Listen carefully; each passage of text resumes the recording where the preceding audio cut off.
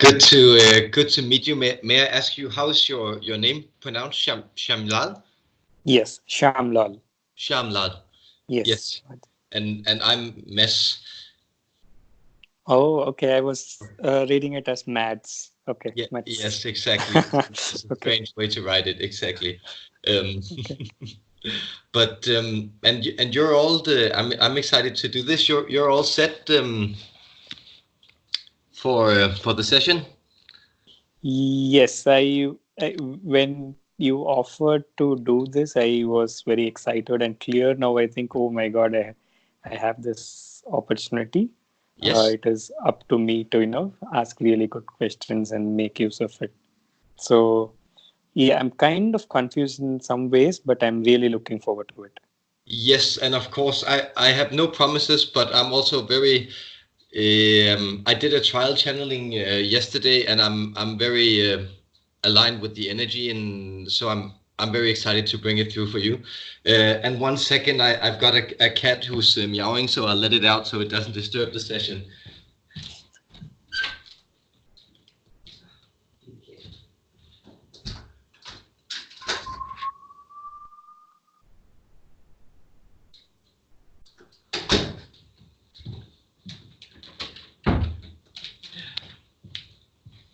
Okay, yes, sorry about that, but if you have no further questions, then I'll simply just I'll just induce a trance, and then at some point it'll probably be a minute or two, but then I'll start speaking, and then you can interact with him.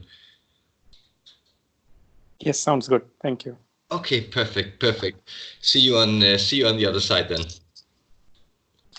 Yes.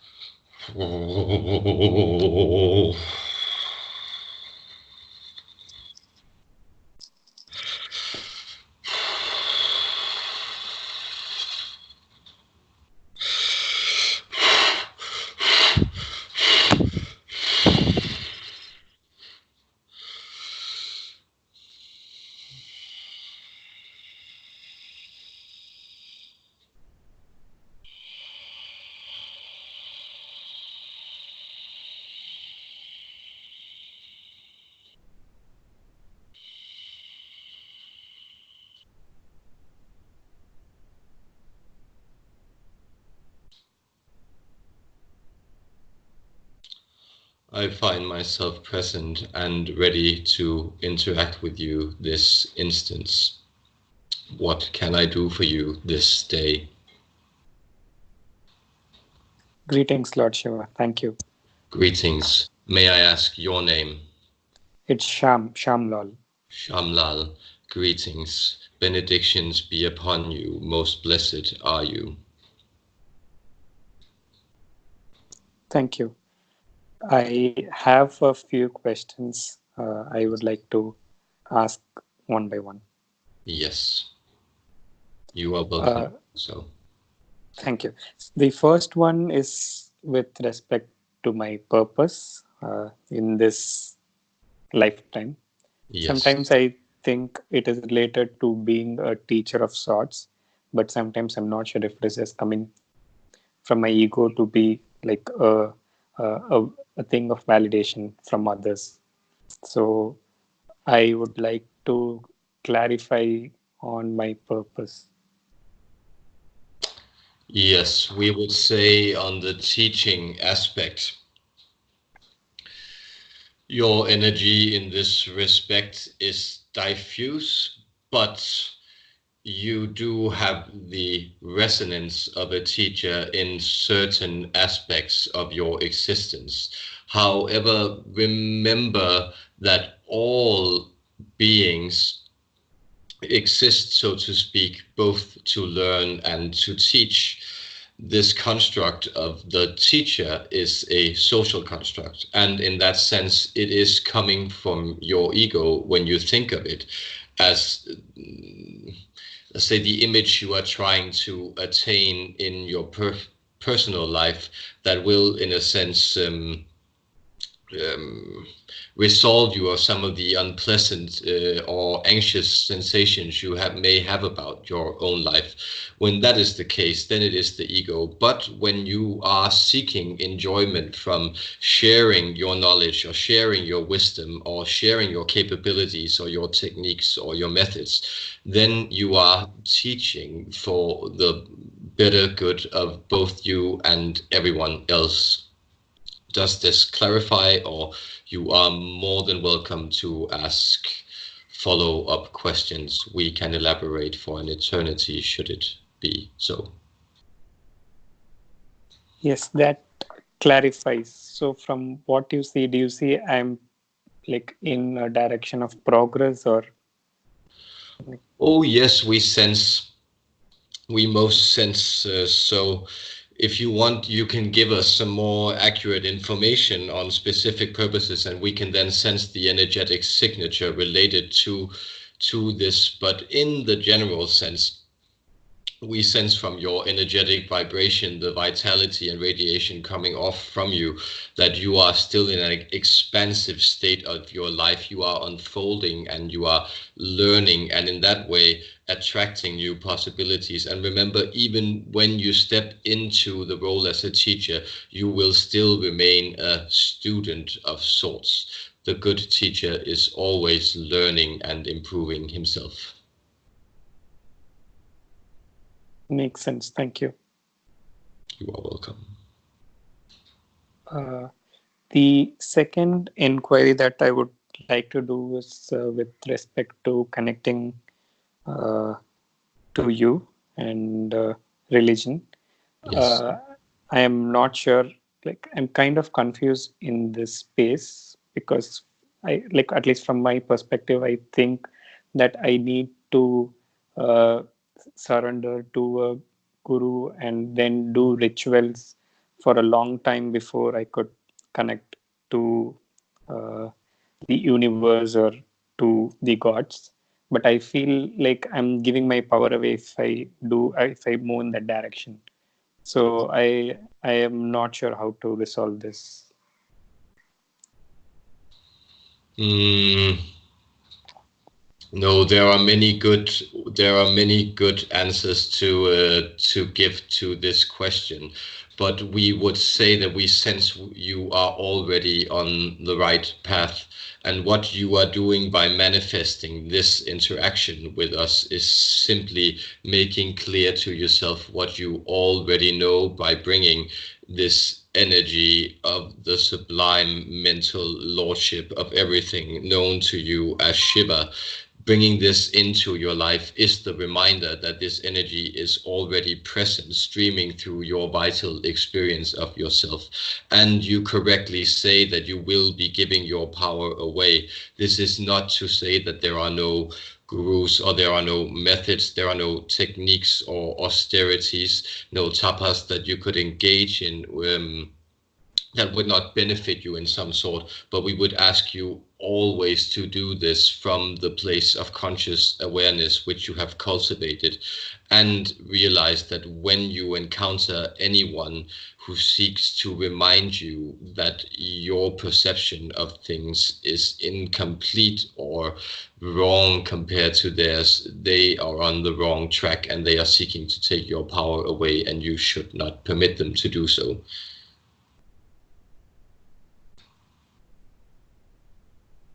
This makes sense. Yes. We can offer you, if you wish, more concrete advice on what kind of exercises you would like to perform, or what kind of rituals you should adhere to. If you ask us any concrete advice, we would be more than happy to offer you advice on your situation. Yes. So currently, uh, with the help of a mentor, I do journaling. It's Yes. a practice of writing, Yes. and I have had some insights, uh, having written a lot of post and a lot of doing a lot of journaling on a day-to-day basis. But sometimes I am not sure if that is a spiritual practice. Sometimes I think, okay, this is not the time for spiritual practice, and sometimes I think there is nothing more important than a spiritual practice. So uh, with respect to connecting to the universe, I think it is you could say it is a purpose of mine, but I sometimes I get lost into thinking, okay, now I have other things that I need to do on a day-to-day basis, like career, thinking about the future, uh, and sometimes I go to the other extreme where all this is not really necessary. I should actually be doing something else, uh, being like doing yoga, being uh, dedicating myself to the spiritual practice. Yes. But we would remind you that of the yogas of the Gita, the classical four yogas being, oh, let us see if the vessel we are coming through remembers. It is Yoga, it is Raja Yoga, Jnana Yoga, then is Karma Yoga, and the last one being, oh, we fail to remember, but the point being that the journaling you may perceive as the jnana yoga of the sense you are working out your knowledge or your mental states in that sense. And this is in many methods a prerequisite to enter into the mindless space, because what you are doing is you are prioritizing your attention, and in that way you are cultivating the one pointedness of your mind in that sense. So the journaling is a powerful practice, and you will notice as you do it that the prioritizing of the content you put in there will start to rub off on your ordinary life. So you will experience in that sense that this sense of being scatterbrained, or having a diffuse attention seeking many places at once, will start to recede with the journaling, and it will make it easier for you to cultivate what you think of as, yes, the more meditative or um, yogic inner practices, which will also be available to you. So in that sense, we would just say that you are already practicing working with your mind and your knowledge and your recognition of the world, which is an important yoga to cultivate. And the other, the karma yoga, is you are also invested in the unfolding of your life and the doing what is necessary where you are put, so to speak, which is a very important, and we apologize for that. We ask you to ignore it, but we would remind you that the karma yoga is simply carrying out what you are doing in your everyday life as you are doing it. And you are doing that quite well, we sense. You are invested in many things, but you are still sensitive to your own personal development unfolding through these things. And so, in that sense, we would simply ask you to trust that the process that you reflect on as you is unfolding perfectly and unfolding quite consciously, attaining more and more consciousness about where it is and what it is as it unfolds now. That is what we sense.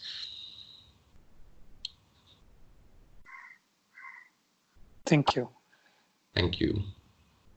And the next inquiry that I would like to do is, oh, by the way, like the practice of sometimes I imagine that I would want to become a channeler Yes. of the gods. Yes. So that is sometimes I really aspire to become, but it's like a momentary thing and then it goes off.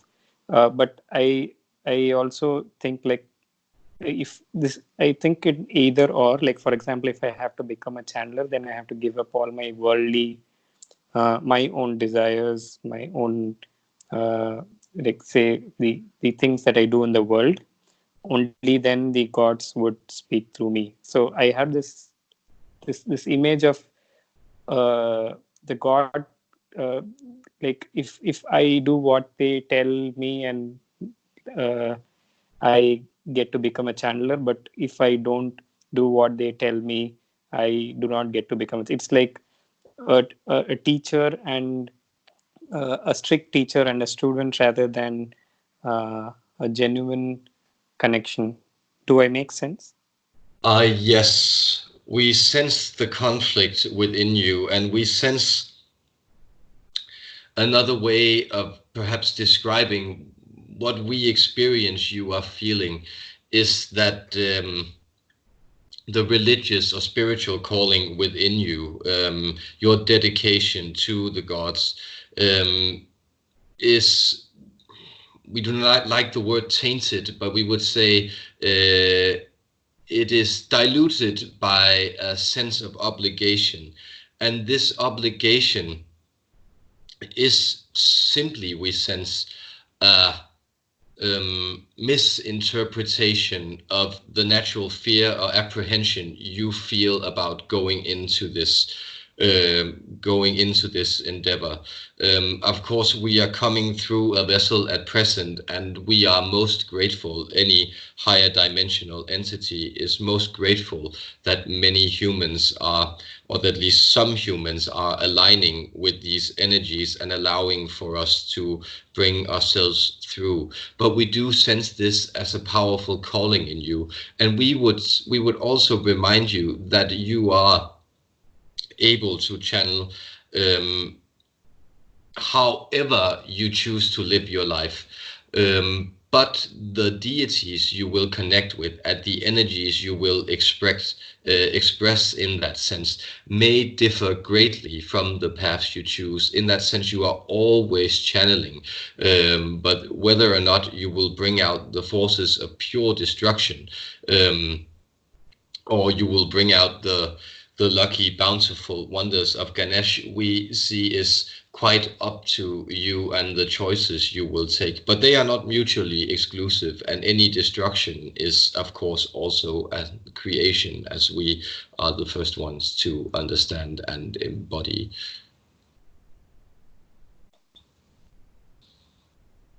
Does this answer your question? We are more than willing to elaborate. The last part, it did not make sense with respect to distraction. Yes, okay. We would sense the distraction of your, yes, your obligation is a sense of distraction. So we would offer you to take this obligation and offer it as a sacrifice. Whenever you choose to contact the gods, the basic principle is that the more you are willing to give away that is open up, the more they are able to fill you up with more wondrous beings. So by offering them your sense of obligation, this fear that you do not know whether or not you want to do it, if you do that, you will feel it turning into first a sort of tinkling, then a pure tangible excitement and enjoyment, and then pure bliss welling through your being. This is the course you are able to take through your channeling work if you wish, and this is a path that is very open to you. But know that you are free to not do so, and you will not be cursed by the gods, so to speak, if you choose more mundane or worldly endeavors. That too is a beautiful yoga in itself. Okay. Thank you. The next inquiry is with respect to my relationship with my parents. Yes. For some reason, I've not like had a really fulfilling relationship with my dad, and this is the other inquiry that I wanted to do. Like the idea or the next thing that is up for me right now is to find a partner to live with, a marriage, and personally, I feel like I would have to grow up, but given that age is a major variable here, like in India. Uh, the relationship with my dad hasn't been really good because he thinks I'm uh, wasting time not choosing a woman who he finds in a matrimony. But for me, I am not even sure if this is the right time or if I have to wait for some time. Or sometimes I really want to be with someone, though I do not know who that is. So I'm conflicted. So this conflict and mainly strains the relationship with my dad. So I would love to heal it. In the past, I thought I could ignore it or move away to a different place and then not talk much with my dad. But I see that uh, the anger and the rage that comes up in the space between us, even though it is not shown outside, is something that I would like to heal, and it has been long pending, I believe. Yes. We would first offer you the consolation that you are in no way strange or in the wrong or misbehaving in this respect or disrespecting your parents by considering your future in quite a different perspective than they are able to perceive. And in general, we would say at this point in your history on the planet and in quite traditional cultures, especially where the family unit has not been broken up, there is a great emotional upheaval taking place within the many small family units and within the society as a whole. You have, or both you and your father have as souls taken upon you to resolve this type of conflict by playing it out. And this is, of course, very difficult. Your father represents, in this sense, the conservative prolonging of tradition, the way that life should go on, the way it has always done.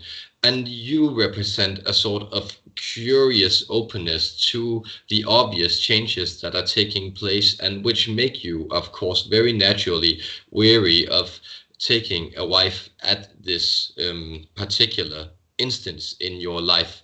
And we would say you have a very healthy focus that instead of appeasing your father by simply rushing out and trying to find someone to marry and then being in a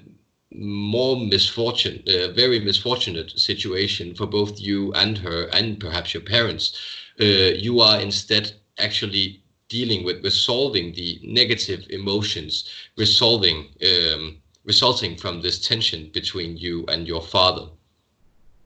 However, we would say that what may be the best for you to do is simply to turn your attention away. We sense that your spiritual longing is greater than your material longing in that sense. So your longing for truth is greater than your longing for wealth.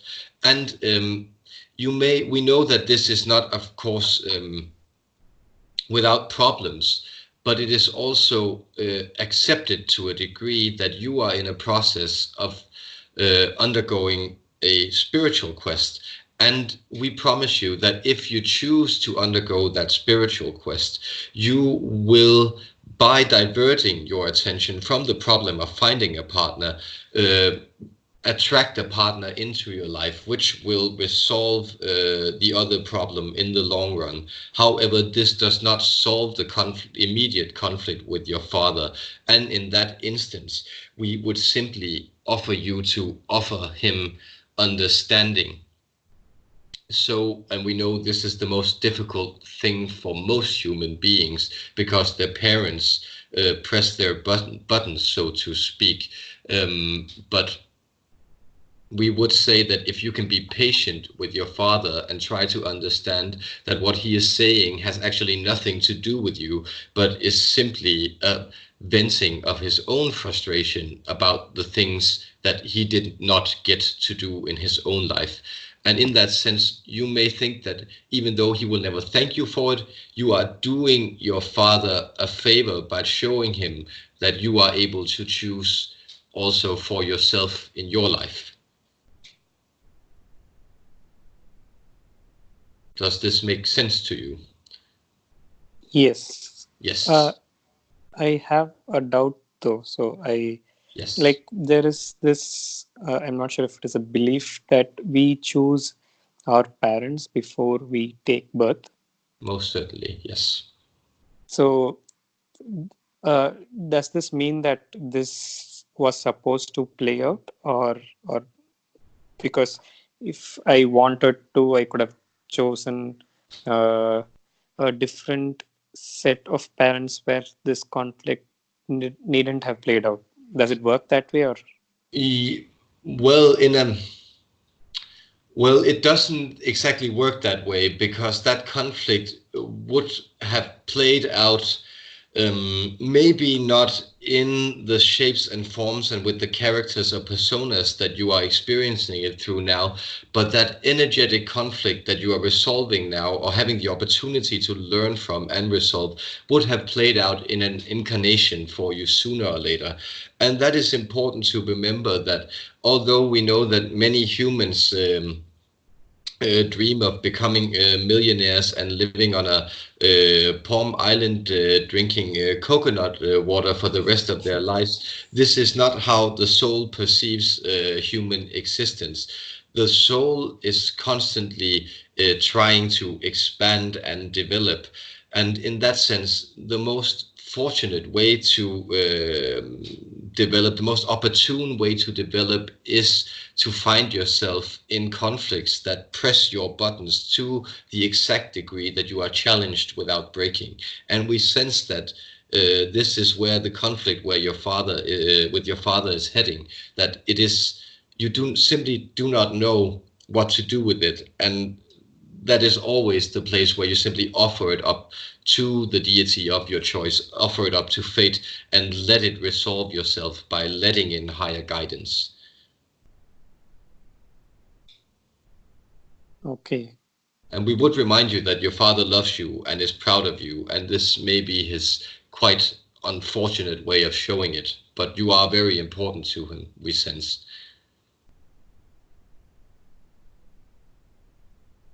Thank you. Thank you.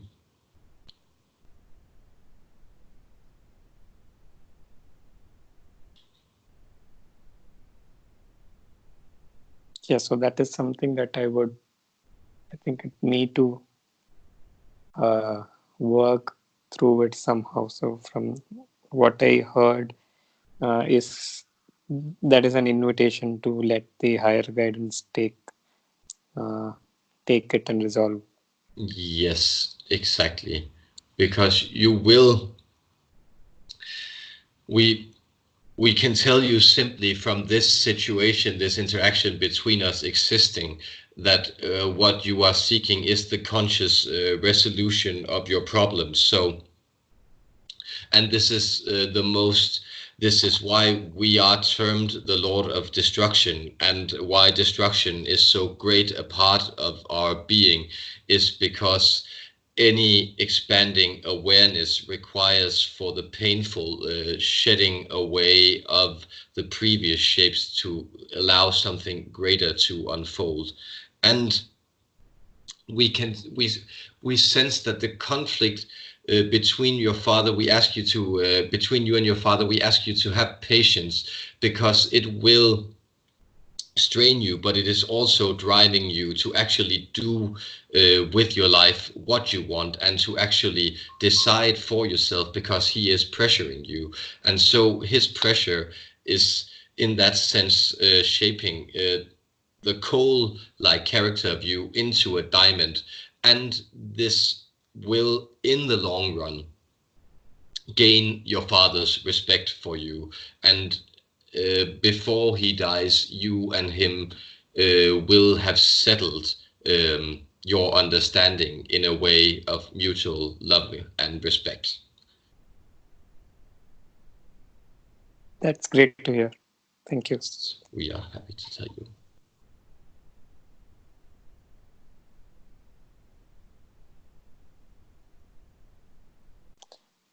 Can I ask about your nature? Is that okay? Yes, that is perfectly all right. Yeah. So, from the small exposure that I have, what I keep hearing is uh, Lord Shiva is the creator, destroyer, operator, the one who puts in delusion and the one who liberates. And and the purpose is for us to become Him. Yes. Uh, so, I maybe because it is from the mind, I'm trying to understand it. Uh, I do not know your nature. Maybe I'm not even sure if I uh, need an answer for this, but I request your help in understanding this in the long run. Uh, that uh, which creates, uh, destroys, operates, puts in delusion, and liberates. Uh, because on one side, I hear Shiva as that which is the unmanifested, but on the other side, I hear Shiva as that uh, being who came on the planet, established the religions and established the temples, and we all have to worship him and do rituals in a particular way. So I think the question is more of a request that I would like really like to understand this. Currently, I see it like sometimes that okay, God wants to do something, so He created humans and He gets it done through them. Which I'm sure is not ultimately the right thing, because we have a lot of sages and teachers who say uh, who say that them being service to gods has been the greatest gifts for themselves. So this is something that I would like to really know and understand, not look at this like simplistic sadistic view. That is not something that I want to be with in the coming time. So I would love to know the nature of God, so that I will not feel any uh, guilt or fear in connecting. I think that is the main thing. I either feel guilt, so I need to connect, or I feel fear, so I need to connect. But since I feel more fear, I should not connect. So that is something that I would like to grow away from or outgrow it. Yes. Well, your confusion we will settle by saying it is natural. The sense being that language itself and human understanding itself, at least mental understanding, only lends itself to paradox to a certain degree. And when you are dealing with us, the nature of God, the Parabrahman, as was invoked when this consciousness entered this vessel and spoke to you and is speaking to you now, you are dealing with the absolute paradox. You are witnessing consciousness manifest in the many, but experiencing itself as one at the same time. And it is true, we are the formless, we are the principle beyond creation, we are the 13th gate, we are what lies beyond any comprehension, we are the stillness behind breaths, and we are the space behind the universe and the non-universe. This is all true, these paradoxes, but we emanate, we take many shapes, many sizes, many forms.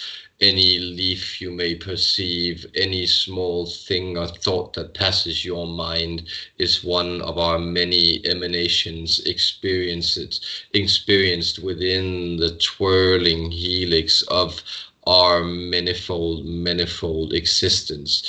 This is why you approach us both as Shiva and Shakti, why the feminine is as powerful a part of our nature as the masculine.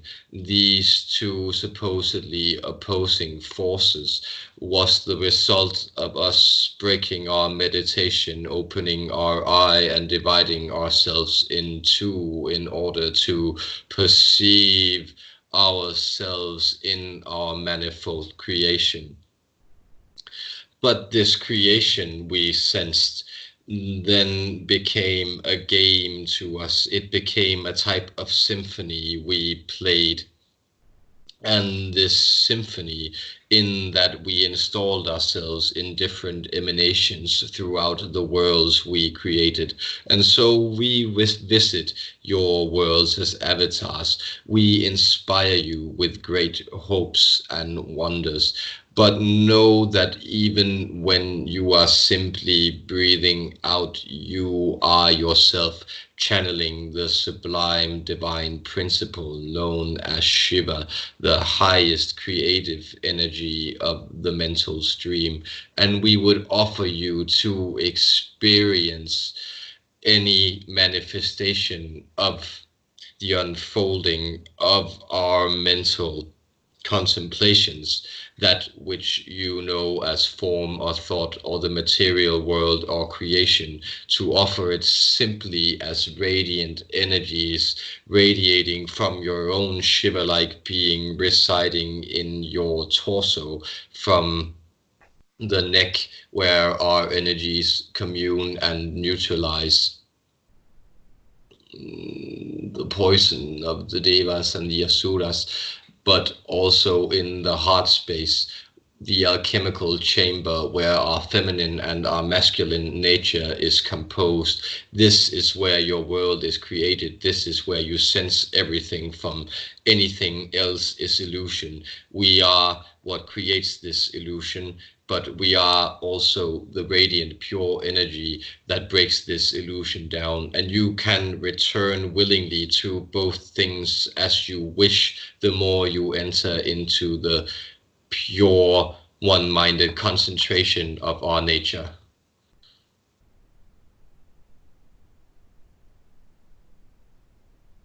Did we answer your question? Do you seek to know more?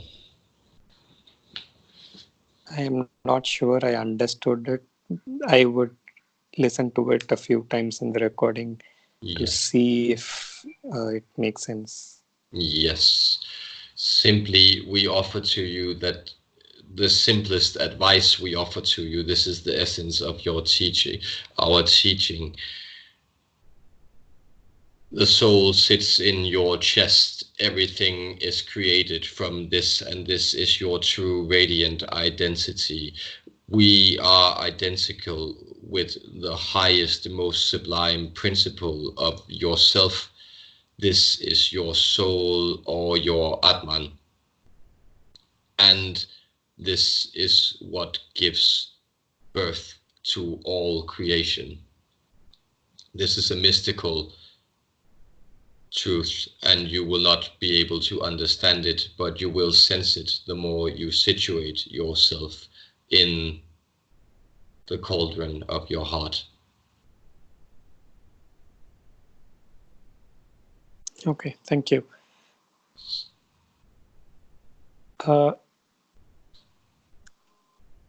On the guides, so I am not sure of the past lives. In the present, they have been a good number of teachers who have helped me in the physical plane. Yes. And I'm like really grateful for them, because irrespective of whether I have been humble or not, they've still helped me. But coming to the spirit guides, have I had any spirit guides, or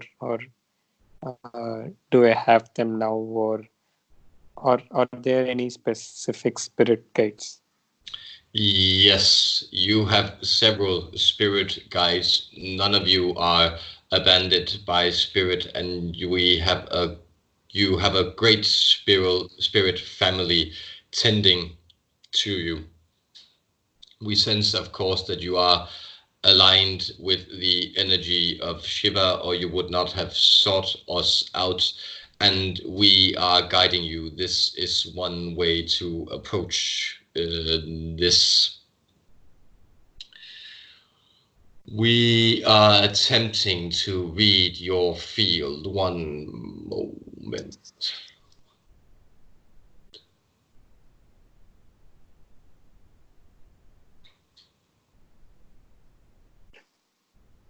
There is a bird-like entity. It's almost peacock, like golden peacock, which is guiding over you. It has been tending to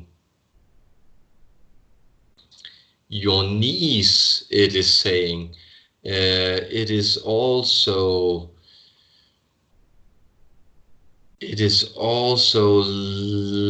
letting us know that, oh yes, on a soul perspective, you are dealing with quite a lot of grief.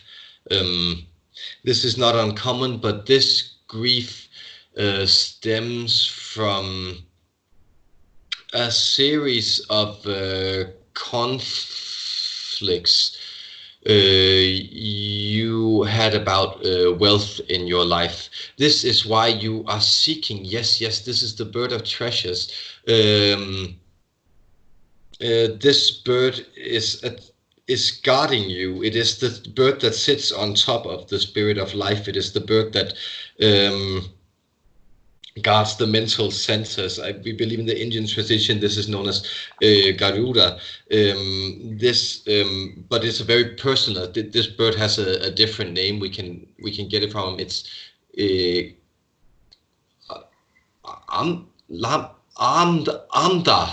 Amda, and it is protecting the inflow of wealth in your life. In previous incarnations, you first experienced lives of extreme wealth, then extreme poverty.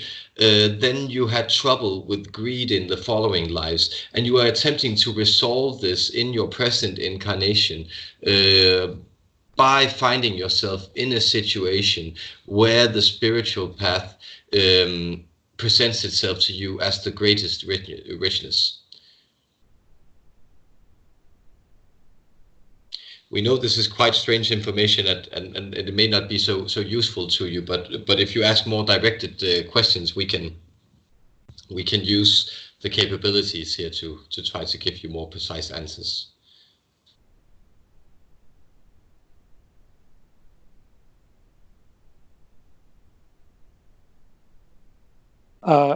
The question that I would like to ask is with the marriage. Yes. And like as I resolve my own path and I continue to grow up, I actually like to invite someone to be married to me in this lifetime. But I am scared many times that either I would not find the woman or it would be too late. Yes. We would say both these things are natural, but none of them make any sense from our perspective. Nothing is ever too late.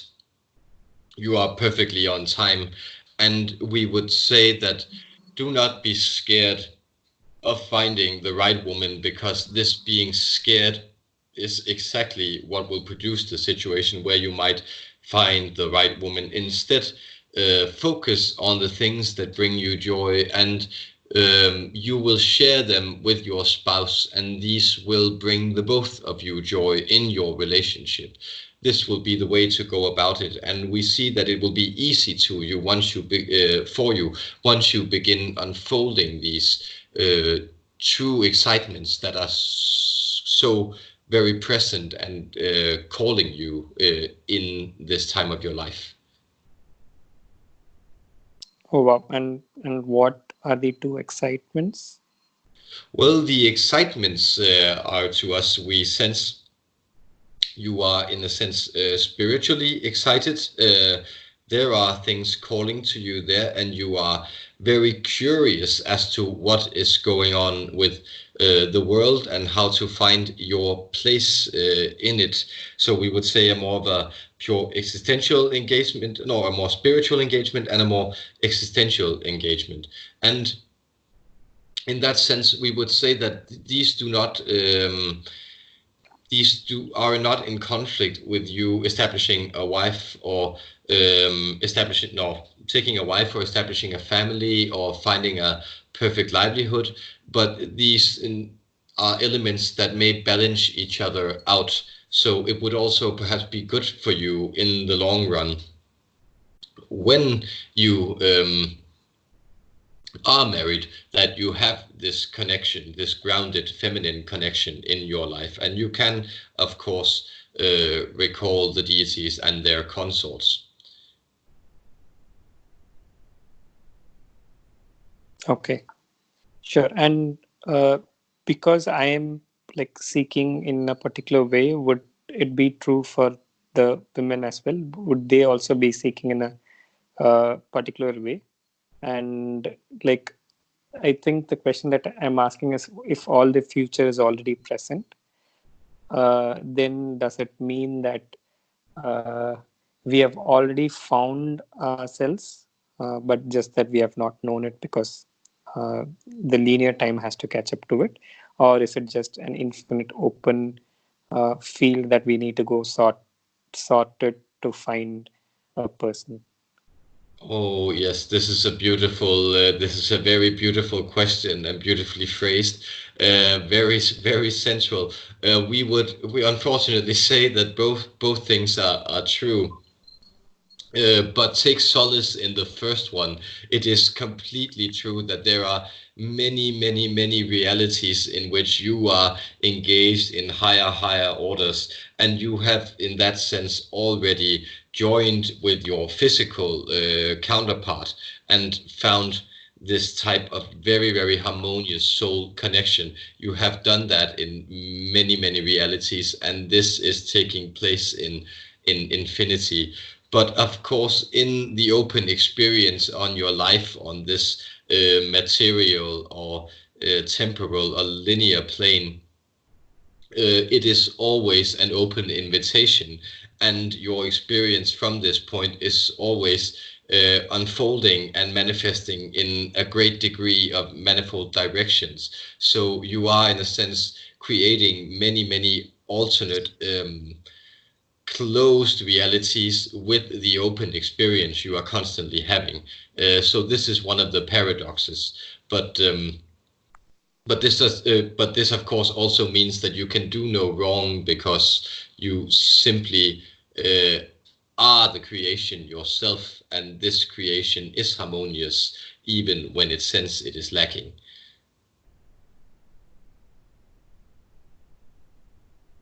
Okay.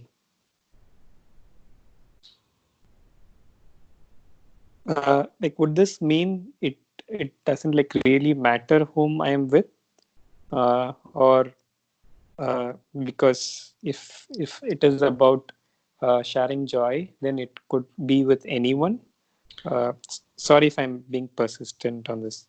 No. We are very happy to fulfill your curiosity in this respect, although we know this is a topic for all humans, which is endless, the topic of love. And this is one of the things that makes it both so engaging and joyous, but also anxiety provoking and fearful to engage in. But we would say to you that both yes and no. In your material existence, you do exist within certain vibrational patterns, and there are certain human beings who harmonize with those patterns and others who don't. So in practice, in theory, we would say you are perfectly right.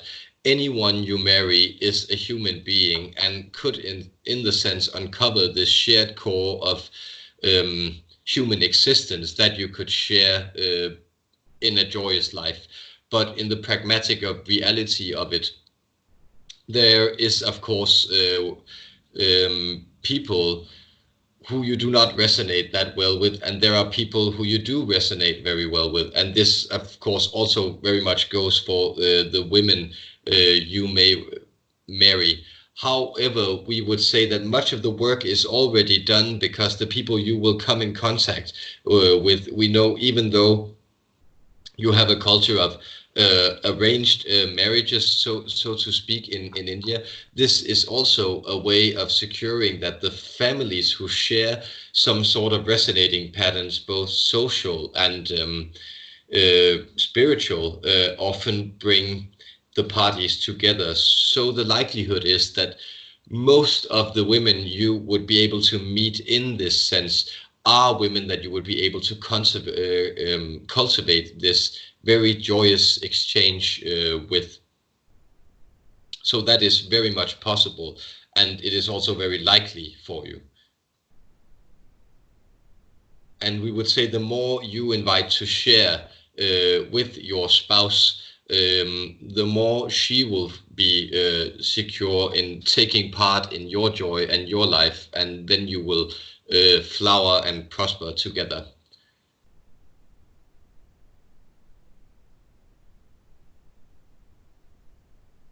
Okay, thank you.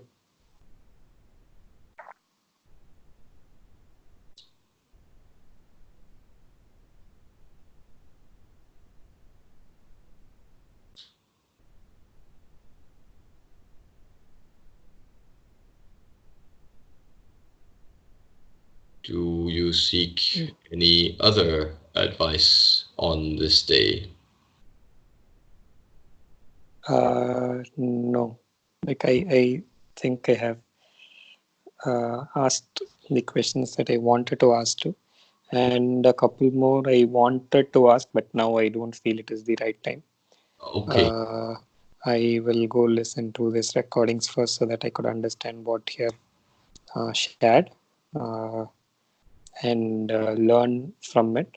Yes. I liked the fact that I could still become a channeler and connect with the gods, and I did not do it from a place of guilt or fear.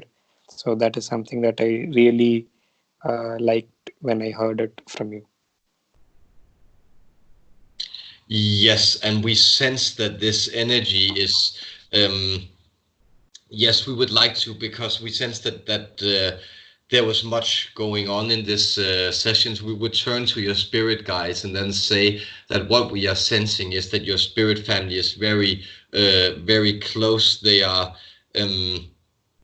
yes, almost embracing you from all directions, and this is very much a sign that the channeling process is already happening, and you have, in a sense, already manifested this type of external channeling in this session. But the energies are very willing to come through, and you can seek out our advice or the advice of any of your guides or deities that you may feel connected to, should you go into a sacred, quiet space and try to listen into it. This energy is unfolding for you. We would simply let you know that, and to not fear that this will be in conflict with any of the other pursuits in your life. That's amazing. Thank you. Thank you. Then we thank you for this co-creating interaction, and we wish you a most joyous and prosper day in this existence of your time. Thank you. Thanks a lot. Be blessed.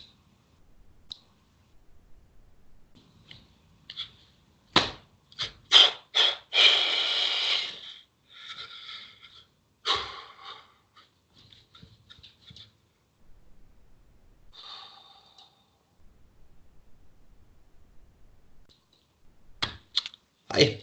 Yeah, that was awesome.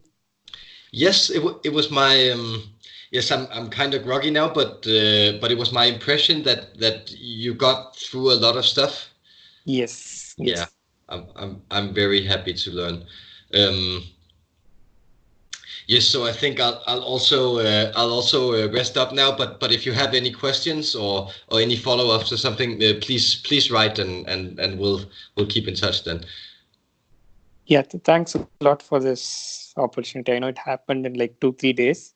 Yes. It was my, you could say, imagination to speak uh, with Shiva, and I did not even realize that it could be so, I could say, easy, and uh, the opportunity would present so easily and with no other restrictions or questions. So uh, you could say it is almost like a humbling experience. Thank you.